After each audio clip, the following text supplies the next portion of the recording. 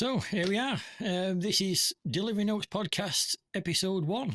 I never thought I'd actually get around to doing this because I told people I was going to do it, I think back in, we're now August, June, July. It must have been June I announced that I was starting Delivery Notes Podcast and took 2 attempts to try and record it on my own and hated both recordings I did after little glitches.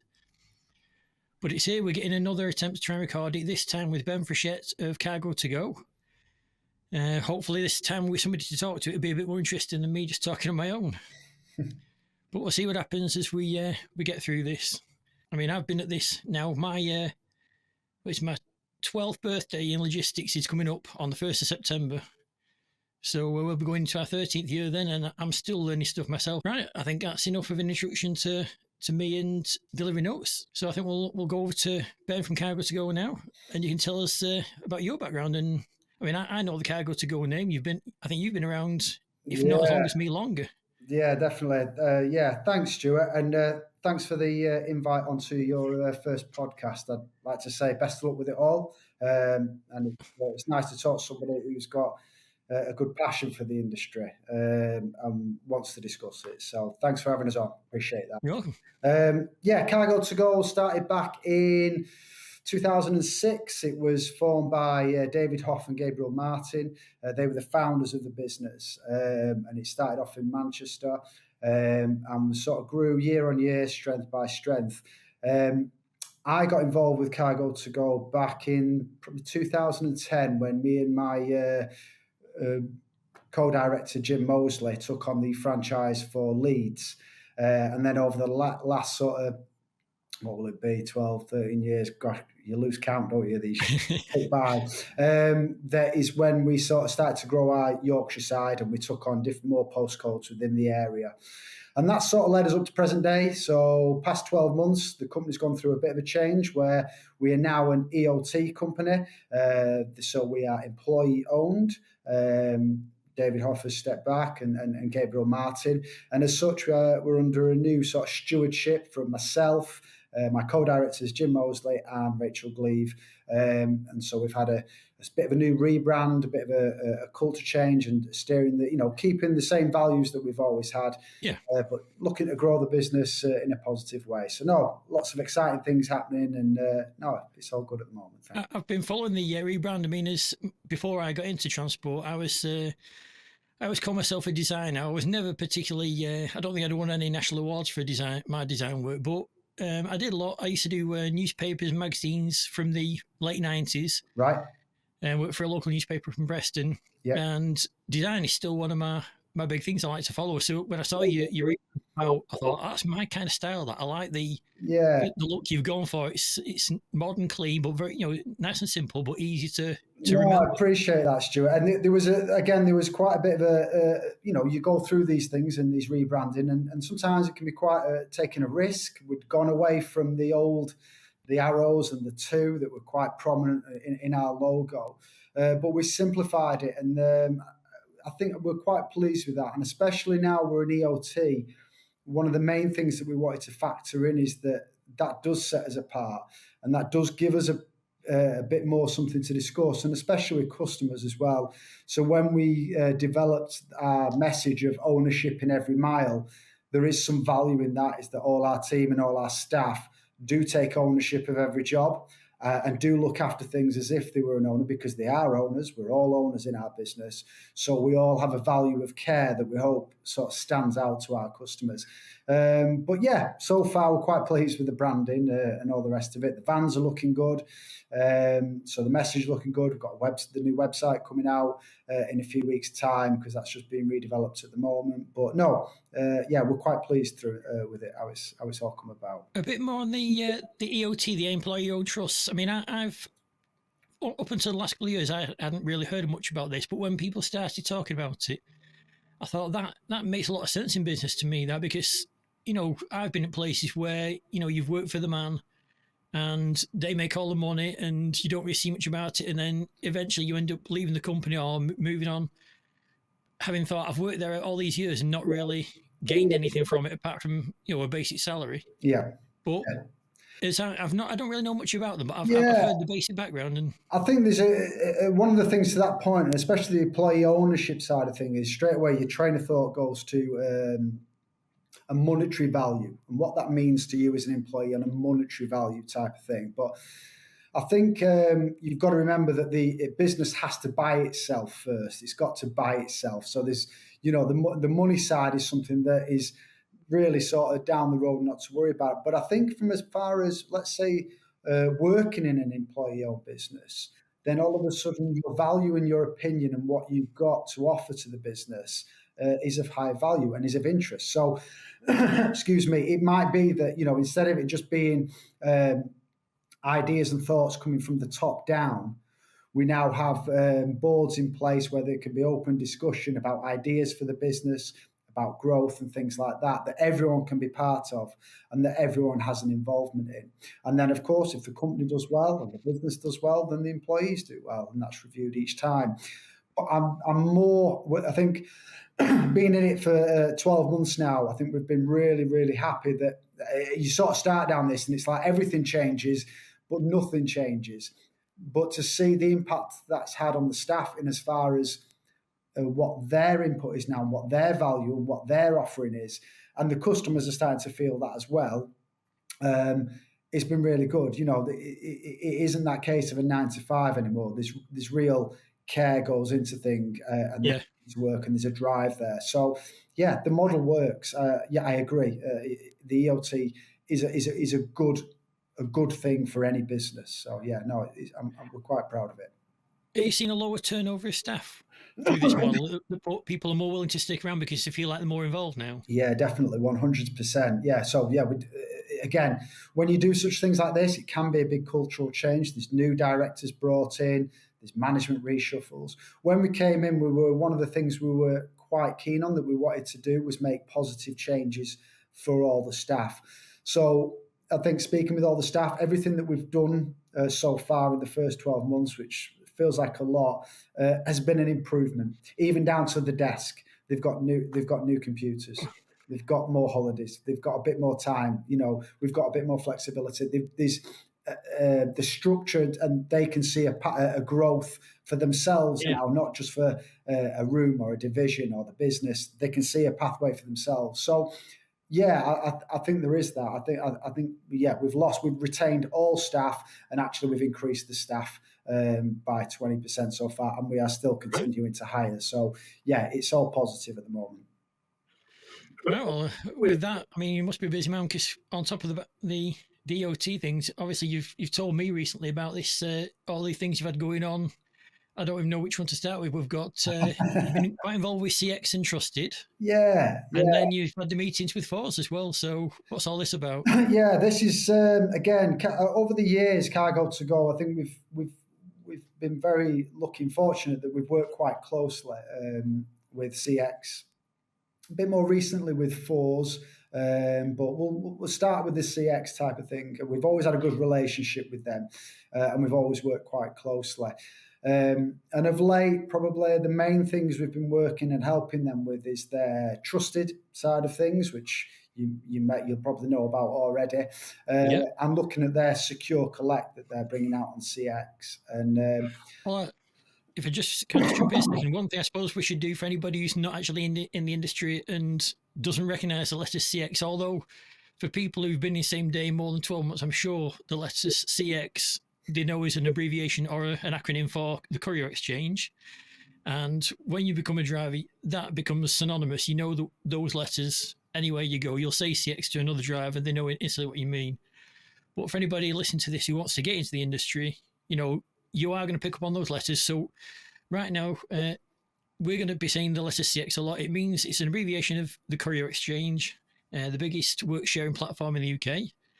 And then Trusted, again, obviously I know what it is, but just explain off the bat, that is the kind of, I don't even know how to describe it. Like it's a verification tool, let's say. It's a platform for verification of drivers. And I think it's been a really interesting subject, and it's been really interesting for us to be part of, to see it and to see firsthand. I mean, we've got thousands of customers, and we start to understand now that there is an appetite out there for knowing who is carrying your goods and verifying that they are insured and they are covered and everything's all above board. And so I think the trusted side, that's trust with a D on the end, there's no E, Yeah. and all the rest of it, is a really good move forward. On the times that we've demoed it with Trusted, we've been out and doing the secure collect packages with some of our customers when drivers have been presenting themselves. It's quite interesting to see that how a driver perceives it and how maybe we perceive it as a company.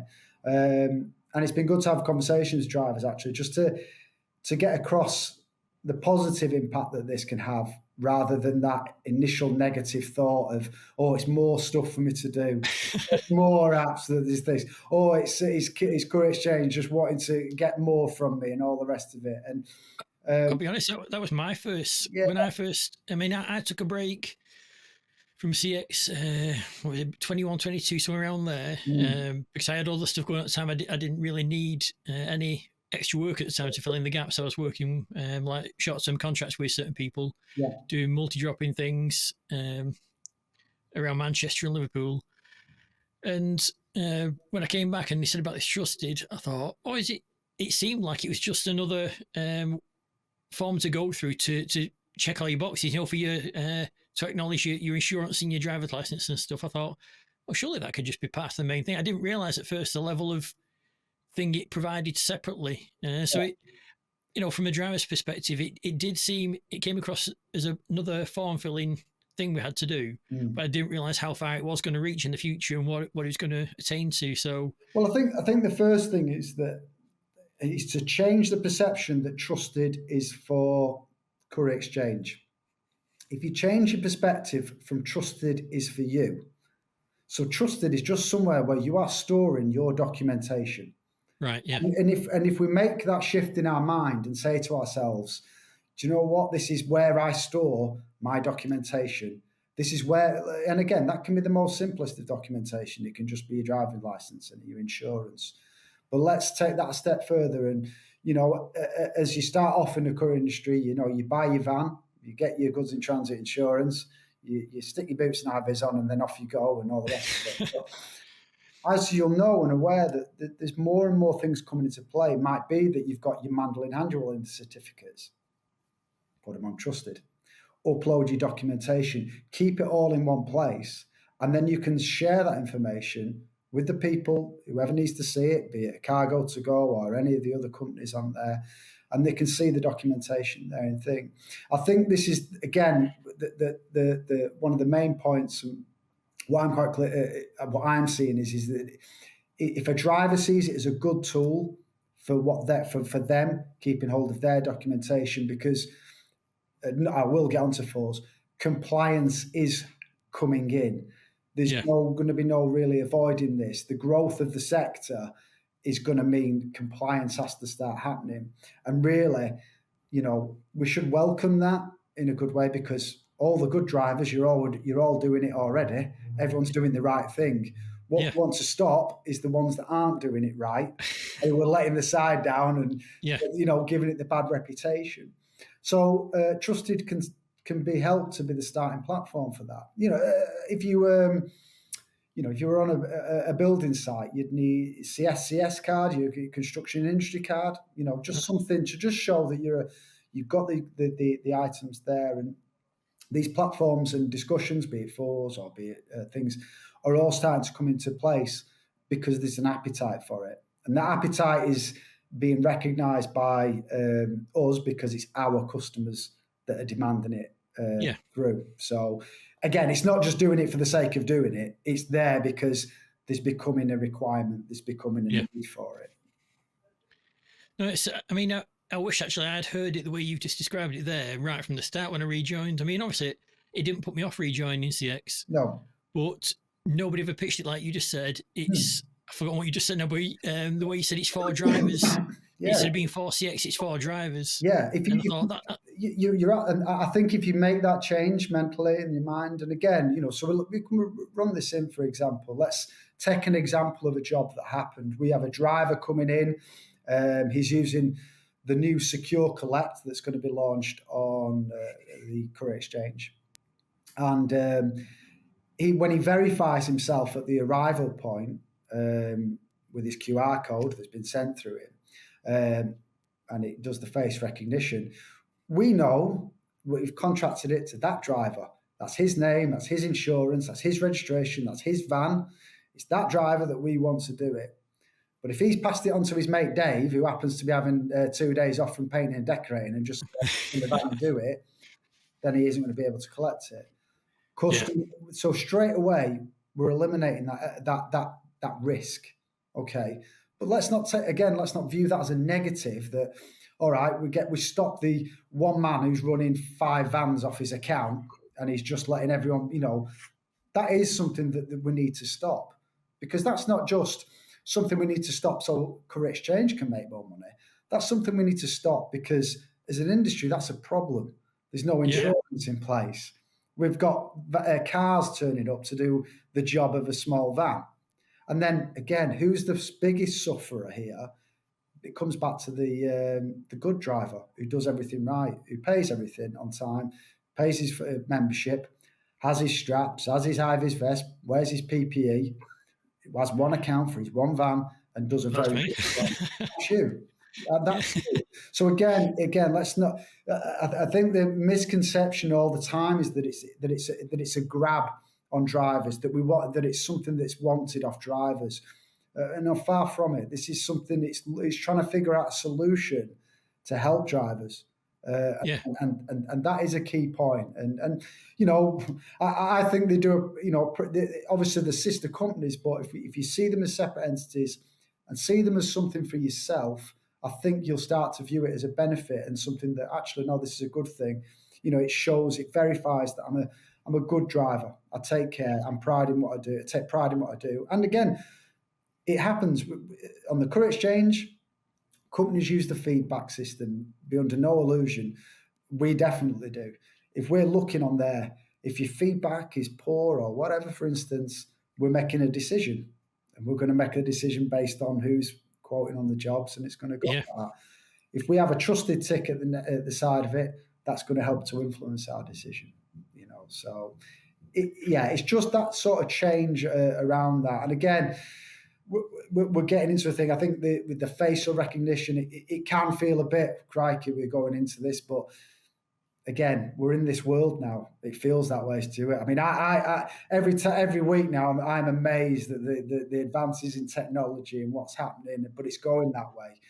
Well, I'd never heard about this Secure Collect until you've just taken me through it there. But I do think that sounds like a very good thing. In fact, I was talking a lot. I'm a owner-driver business, very small business.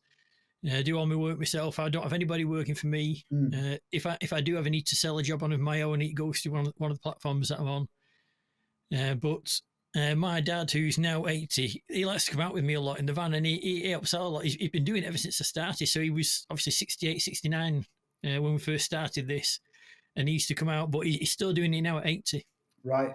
And I was talking to him last week that I follow some feeds from America about the freight and logistics over in the USA. Mm-hmm. And they've been talking a lot about freight crime, about people turning up who aren't the person that they subbed the job out to, especially with, trucks and things like that. And then the truck will just go off with the goods. Yeah. And you'll never know who it was who actually collected the goods. Yeah. And where it's gone to, completely disappeared. Definitely. And I think Trusted are already dealing with that market in America, and that's a big piece for them. There's no two ways about it. Schiffer and Ben Ash, the team that I've been dealing with on it, that's a massive, massive issue. We don't really have that issue as much over here, but again, there has to be an understanding of, again, who is going out, who is representing either Cargo2Go or our customer back from there, an understanding of and trust. Trust has always been a big thing in the industry. No matter what, a lot of it is based on that, and it works that way. So I think it's a positive step. Yeah, it's taken in the right way. Yeah, I've got to admit, I'm not on CX again right now myself. Due to a couple of things, I decided to take another break from it while I was doing something else. Yeah. Like, for example, doing the Couriers TV and the delivery notes projects that, here I am when I should be out doing delivery jobs on a Thursday afternoon. I'm sat in front of a computer, so it's. Well, you're a good interviewer, Stuart. You're following your passion. That's the Well, main thing. Well, I mean, people keep saying to me which one will win, because obviously my delivery work and the Couriers TV are in a battle with each other right now. I've got to divert my time one way or the other. Yeah. And I don't know which one's going to win right now. I've got to admit, I've met a point where I am sensing a bit of exhaustion of the delivery work after 12 years. Yeah. You know, it's hit me a bit this year that I had a bad back earlier in the year, and Delivery Notes now and Couriers TV might just end up winning into 2025, but we'll see. But if my interviewing skills are doing all right so far, we might take this a bit further now and see who else we can get on board. But no, it's the hearing about things like this, like Secure Collect and Trusted. And well, like I knew about Trusted, and I'm sure now we'll move on to talk about FORS as well. That it's the little things that are pushing new changes in the industry that might just get me back on places like CX. That when I get the money again to decide it's worth it for me. Definitely. But I think, like I said, you're a conscientious good driver who wants to do a good job, and they're the ones that, when we follow the lane, that they're the ones that will win overall. That comes back on the FORS thing that you've just touched on there, and our work with them and the discussions around their owner driver vehicle accreditation that they're trying to bring out. And again, this is not just for the sake of it. This is born out of, there's an appetite from what you would say would be the big boys in the parcel industry, I would say, where we've got a big layer of owner drivers, and they're just wanting to have an idea that there is some sort of compliance in place and that people are operating to a good standard, even though they are owner drivers and their own entities and stuff like that. Again, should we just explain what is the FORS again? It's I can never remember what the letters are for it's the Fleet Operators Recognition Scheme. I always called it required standards at the end for some reason. I went Fleet Operators required standards. Listen, I might have got that wrong. There's that many of these things that but the FORS thing was born out quite a good few years ago, and it mainly focused on London, building sites and stuff like that, a lot to do with cyclists and all the rest of it. What we've got is a situation now, though, where we've got these sites are getting further and further out, and they're all over the country now, and there'll be specs that if you are delivering to a site, it has to be FORS Bronze, FORS Silver, FORS Gold, and so that immediately cuts out the owner driver because they have no FORS accreditation. Yeah. But it forces a different lane where it drives up, because you can be moving something that can go in a van quite easily, but you can end up using a transport company with a rigid and it costs an absolute fortune. So the big boys, as they say in the parcel industry, are approaching FORS or Transport for London, and look, we need to figure out a way of understanding the compliance from an owner driver's perspective. And so FORS are on with that with their owner driver sort of accreditation at the moment. Now, how that sort of looks at the end, we're not quite sure. Because personally, my offering has been more from the driver's perspective. I think it's very difficult to get an owner driver who is working 5-6 days a week, flat out, trying to get all their invoicing done. And then we're trying to get them to do long, lengthy toolbox talks, vehicle checks, audits on teams. To roll that out on a big scale is very, very difficult. It's very, very difficult. But I do think that, again, if there's an understanding that there's something, a driver needs something back for doing this, I believe. I think it's, if you're wanting a driver to do certain things to give that safety point, I think a driver deserves something back. And I think in my head, by the way, this is only my view, I think all these things are linked together, be it the FORS compliance, be it Trusted as a place to store it, and be it the owner driver themselves. But these things are starting to come into play. and they are going to, as the months roll by, they will start to be enforced. We'll see it creeping out from building sites. Actual companies will start wanting to know that somebody is FORS accredited. Yeah. Because they want safe people on their site, or they want people who are aware. So I think it's really to FORS to figure out how to deliver that, or maybe another. But I think that I think because of the growth, there's so many owner drivers now, Stuart, and it just grows and grows and grows. But it needs to go beyond buy a van, get insurance, jump in your van. It needs to be a bit more than that. We need to. Yeah. We all want it representing well. I'm sure you as drivers want to be seen more than just the white man van. Yeah. You want, you take pride in your work, you do a good job, and that all filters down. So, like I say, I think once they start to figure it out, we'll be starting to see more of that. Definitely. I mean, this is, like I say, I only see it really at the moment from the owner driver's perspective. And whilst I think I've seen a huge part of this industry from this perspective now, there's so much you don't see that goes on from the other sides. Yeah.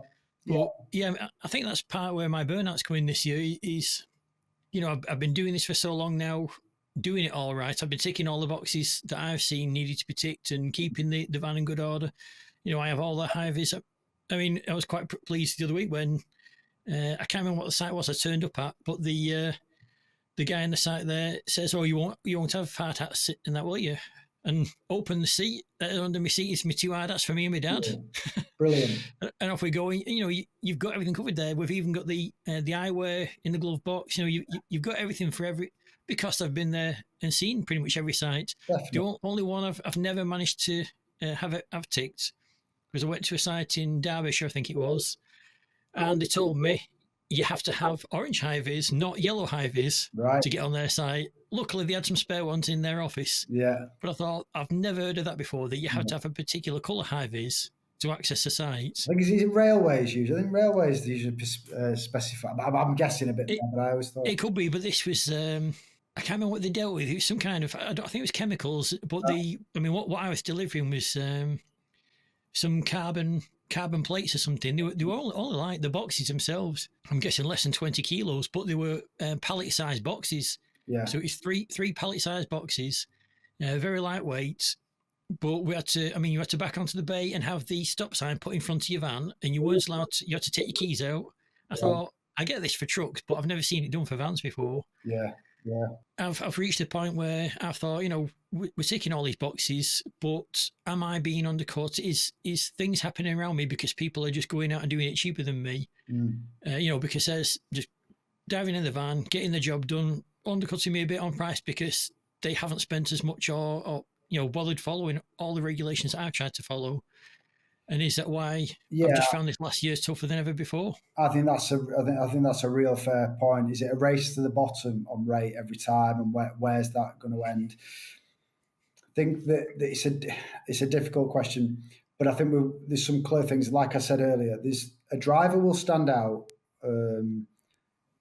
from their service and their feedback for us. That's the best way. The price is obviously key, but most companies know what the prices are and know the right rates. Yeah, want the right driver on the job. So I think really then again it comes down to these things. It was interesting the past few weeks when we've had a bit of sunshine. The number of calls we get. We've got a driver here. He's turned up. He's in his flip flops. Got a driver here. He's in his shorts and his vest. Again, it's just that element of just come on, take some pride in it. Anyone who's driving a van, it's not just driving a van. It's your own business. You do a good job. You want to present yourself in the best light. Present yourself in the best light.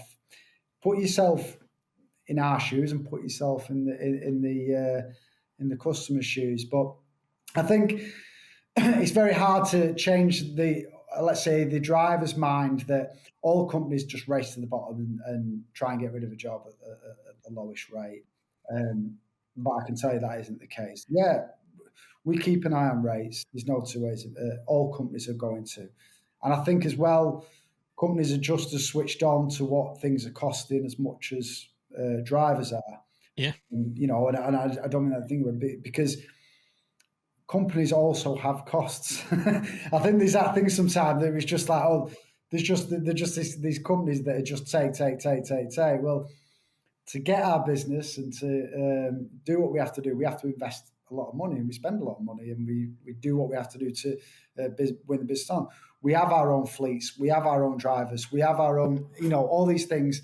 And then outside of that, we come down to using the exchange, or we're using preferred suppliers. But I think I'd say to anyone who's getting into it is that probably don't just put your rate on and wait. You've got to put yourself out there a bit. You know, again, Yeah. if you're just one driver and you're down as you know, Dave's Couriers, well, again, it's just another name in a list of thousands. But again, if there's a company in your area, if there's a Cargo2Go branch and you're there and you want to work with Cargo2Go, then send us the email. Send us some pictures of your van. Show us what you're about. I mean, I'm looking at, obviously, I got in with you guys many years ago doing, I think, obviously, I did get to know you through the Courier Exchange. Yeah. But I've done many jobs for you over the years, mostly through the Courier Exchange. And that's the way I've done with the bigger companies around me. You know, there's a lot of big names in this area in the Northwest. Yeah. That I've worked for most of them, got the name through the Courier Exchange, but they've got to know me.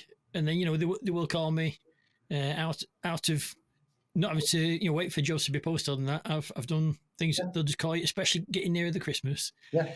Because that's what we're heading towards now. And that's one of the things I think we need to bring up now is we're heading towards it now. This is what we are, middle of August. We're not talking about Christmas, Stuart. No,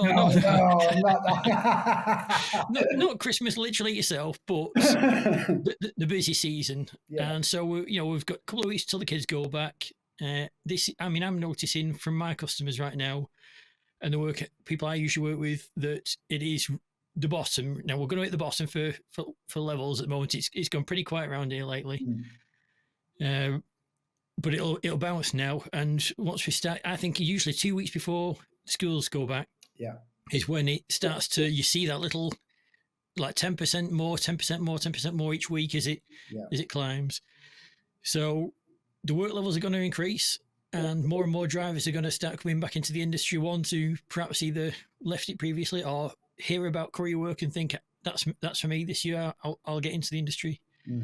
Yeah. So what would you say now to anybody wanting to get started this time of year coming into it? I mean, obviously Couriers TV has notes on there for people to get started, but from somebody, you see it from the company perspective, what do you want to see from drivers now who won't work? Yeah. I think it's a great question. I think if you were coming into it and you're wanting to get started now, is that buying the van, getting the goods in transit is just the starting point. Okay, that's not I'm set, ready to go. It's get the PPE, get the straps, understand how to do it, get the pod paperwork in your vehicle ready and set, get your phone ready, get on there, get yourself into a thing, and then engage with companies, engage with them, inform them, let them know, send them pictures. But most importantly, I think for us is that, let's say with the volume of work that we're going through, is do the simple things right. You know, if it is through the Courier Exchange, make sure that you're accepting your jobs, make sure your tracking's up to date. If there's a delay, make sure you're informing the office. You know, all these types of things that, you know, it makes such a big difference when it's done right. And it's just the simple things. If we just do the simple things right, okay, you'd be amazed how many do it wrong. Yeah. You know, that's the rub. So just by doing it right, you will stand out, and you will be remembered for it, and you'll be acknowledged for it, and you'll be wanting to use it again. As soon as we start to take a shortcut, not do things, unfortunately, again, it comes back to that word. It comes back to trust. Do we trust you to do another job? Probably not. Do we need to trust you to do another job? No, we don't. So I'd say to anyone, get your stall set out, get it right, and do the simple things right. And like I say, that's enough to get you going. And then realistically is be in contact with the people around that you want to work with and that you want to build a working relationship with, and go from there. You want to be the first name coming out of people's mouths in a transport office when they need to cover work. And it's like, have you given Stuart a call? Have you tried Stuart? Is it that type of thing? Get yourself into that position, to make it happen. One of the things I go back to is I used to be a biker many years ago. In fact, before I didn't even start driving it at four wheels until I was 28, 29 years old. Right. I was biker from 17 to 28, 29 years old. And there used to be this saying that you had all the gear, no idea. When bikers used to buy the flash bike, get the leathers, get the boots, get the helmet. Yeah. And then they'd have absolutely no idea what they're doing and they'd go and crash the motorbike straight away. Right. And it's a similar thing in logistics that people go out and buy the van. They might buy the straps and the high vis and stuff, but then they still have no idea. Yeah. And one thing I'd say to people right now is, if you don't know, just ask. And that's part of what Couriers TV was about. Is it's better to ask a question and look stupid for 5 minutes than it is to get it wrong and make a complete horlicks of everything and ruin everybody's day. Yeah, totally. And that works both ways. I think, again, I always think there's always a them and us in the, I'd say, from a driver and a company. There's always a them and us, and it's a fraught industry. There's calls that you hear sometimes, and you're like, that hasn't gone well. There's a driver upset, there's an office member of staff, so something hasn't gone right. Be it it's the driver's fault, or be it's the member of staff's fault, and all the rest of it. And it's this them and us. But again, through not knowing and not asking the question, not being on the phone, not communicating, all these things are absolutely critical and key, and going the way. And I think, like I say, back to that, is just getting the relationship right between drivers and companies.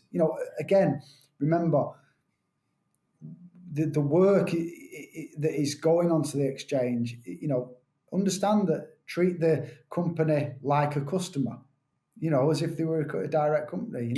It's a contracted work to you. We still want, if you can provide us the level of service that we want, which really is the basics of keeping everything up to date and calling in and podding off when you finish the job and letting us know if you're going to be delayed. These are very low service levels. We're not asking for, printed pads or water bottles or anything like that. It's just the very basics. If you can do that, then it all helps to build that relationship. Yeah, and I think one thing that's also lost in this age of tech, when people think, oh, all I've got to do is push a button to say I've started the job, push a button to say I've finished the job. Yeah. But people lose the fact that one thing I've learned is phone calls. Yeah. Phone calls can still be a great thing. You pick up the phone, you dial into an office, and you might think, years ago, I was a very nervous person, didn't least like phoning anybody, but you ring somebody in office and say, look, I've got delayed on this, or there's traffic there, or, I don't quite know what they want me to do with this. A lot of people in the offices usually appreciate it that much. Yeah. I come off a lot of phone calls with them saying, thanks for giving us that call. Yeah, totally. Thanks for letting us know, because now they're informed, they know how to handle it. And it solves the problem down the line. Down the line. And that's the key. And, as a driver, you can drive for 4 hours or whatever, and you're in total silence and you're listening to the radio and there's no problem. For that 4 hours, operation staff, bam, bam, bam, the phones are going like Billy in the office and all the rest of it. And then you finally get to your destination and you want to ring up and you want to tell them that you dropped off, and you get met with, yeah, nice one, mate. Right, I've got that. Yeah, cheers, pal. Thanks for that. The phone call lasts about 10 seconds, if that. And from a driver's perspective, I understand it'd be a bit like, oh, right, nice one. Yeah, I've just driven 4 hours for you there, pal. Do you know what I mean? But again, from a company perspective, these transport offices are fraught on 100 mile an hour with things going on. Yeah. It's not a personal thing. I think it's something that, as a culture, we're trying to explain to our staff a bit more, that there's an understanding that, a driver does work hard, and we know that. And everyone knows that drivers work hard, but just appreciate that a little bit more, especially when drivers end up and here, there, and all over the country. And again, that thing of you're waiting on a site to unload, and then it's been half an hour to you, and you've called in, and we're answering the phone, and yeah, we'll get back to you. We're trying to sort it, and again, just that little bit longer of explaining the reasons why we're still delayed, the reasons why, to help drivers understand that, because everyone wants to get clear and everyone wants to get gone and next job, and it's all communication, Stuart, isn't it? It's all communication. It is. And it's, like I say, it's a bit of a lost art, I think, but if you just give it that little bit of effort, you'll find so many people appreciate it. And well, again, that's where you do the bit that might be just a little bit above and beyond that causes the staff member to go, that's brilliant, thanks a lot. Yeah. That person's good to work with. We'll keep their name to one side. And that's exactly it. That's exactly it. Right, well, I think we've put everything to rights there for the industry. It's good stuff. What's that? Good stuff. In fact, John Mate said that's come in under an hour so far. That I thought after when you're in a conversation, you think that must have been like 4 hours of a conversation there, and just thinking 40 minutes. That's brilliant. That's absolutely fine. Good well, hopefully I'll just give a bit of a sign off now for delivery notes. If this is actually recorded, which everything's over there is recording. That's recording. That will bring it to close. That's the end of episode 1 for Delivery Notes with Ben Frechette from Cargo2Go. Thanks very much for having me, Stuart. Appreciate you inviting me on. You're welcome. We'd definitely have you back another time if there's anything else you want to talk about. And if you're willing to go through this again, I mean, I've got to admit, I'm absolutely pouring with sweat now. It's been roasting in this room. But if I can get some air conditioning or a bigger room to do this in again, then this should be fantastic. And hopefully this is my actual first episode that'll go up on the streaming platforms. We can get some names out there, get some people interested. Great stuff. Well, best of luck with it. Oh, thanks very much. If anybody wants any more information from Cargo2Go, where do they go? It's cargo2go.com, is it? Yeah, definitely. As far from a customer perspective, just head to our website at cargo2go.com. If you're interested in becoming a driver working direct with us, by all means, head to the website. There's a link on there for the drivers, or give us a call. We're always interested in taking drivers on as well. But yeah, no, we've got lots of exciting things going on at the moment. So yeah, please get in touch. Cheers. Thanks, Stuart. If you've enjoyed the podcast, please give us a like or a subscribe on any of these channels, whichever one you're going to hear it or see it on. Give us some feedback if it's been any good, and let us know if you'd like to be involved with it. Thanks for listening, and we'll see you next time.